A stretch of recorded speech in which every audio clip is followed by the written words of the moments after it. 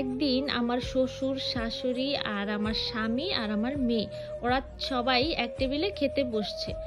তো হঠাৎ করে আমার স্বামী মোবাইল থেকে দুইটা ছবি দেখিয়ে আমার শাশুড়িকে জিজ্ঞেস করতেছিল, দেখো তো মা, এইখান থেকে কোন গাড়িটা তোমার বেশি পছন্দ। তখন আমার শাশুড়ি বলল যে আমি এসব বুঝি না, তোর বাবাকে আগে দেখা। তখন আমার স্বামী বলল যে না, আগে তুমি বলো। তো তার মধ্যেই হঠাৎ করে খেতে গিয়ে আমার মেয়ে বিষম খায়, তখন ও কাশতে থাকে। তখন আমার স্বামী আমাকে একটু ঝাড়ি দিয়েই বলে যে ওর জন্য জল নিয়ে আসো তাড়াতাড়ি। জল খাওয়ার পর আমার মেয়ে যখন ঠিক হলো, তখন আমার স্বামী আমার মেয়েকে জিজ্ঞেস করতেছে, দেখো তো প্রিন্সেস, এখানে কোন গাড়িটা তোমার বেশি ভালো লাগে।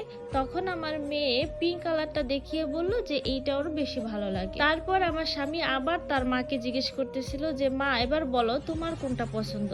তখন আমার শাশুড়ি বলল যে এইসব আমার কিছুই পছন্দ না, আমি যেটা চাই সেটা কি তুমি আমাকে দিতে পারবা। তখন আমার স্বামী বলল যে বলো তুমি কি চাও, দেখি আমি দেওয়ার চেষ্টা করব।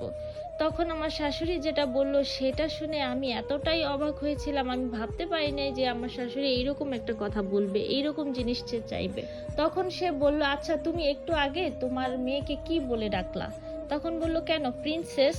তারপর আমার শাশুড়ি বলল যে তোমার মেয়ে যদি প্রিন্সেস হয় তাহলে ওই তোমার মেয়ের মা কি হবে, সে নিশ্চয়ই কুইন হবে।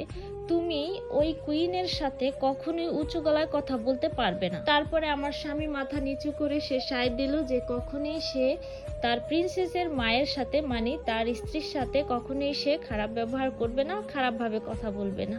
এইরকম শাশুড়ি যেন প্রত্যেকের ঘরে ঘরে থাকে, তাহলে সব সংসারে আশা করি সুখ শান্তি সব ফিরে আসবে।